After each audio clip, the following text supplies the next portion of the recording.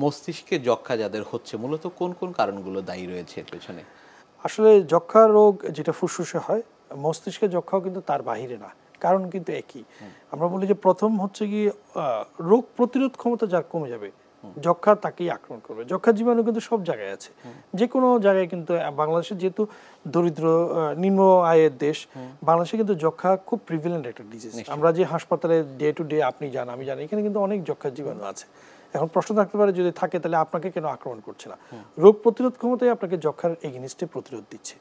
যখনই রোগ প্রতিরোধ ক্ষমতা কমে যাবে, যেমন আপনি অপুষ্টির শিকার, ভালো খাদ্য গ্রহণ করছেন না, যেমন আপনার ডায়াবেটিস অনেক হাই, কারো কারো ক্ষেত্রে হয়তো ক্যান্সার আছে, থাইরয়েড রোগ আছে, অন্য একটি রোগের কারণে তার রোগ প্রতিরোধ ক্ষমতা কমে যাচ্ছে, তখনই কিন্তু যক্ষ্মার জীবাণু এসে আক্রমণ করে। যক্ষ্মার জীবাণু বাতাসে আছে, কিন্তু রোগ প্রতিরোধ ক্ষমতা তাকে প্রতিরোধ করে রাখছে। যখনই রোগ প্রতিরোধ ক্ষমতা কমে যাচ্ছে, তখনই যক্ষ্মার জীবাণু এসে আক্রমণ করছে।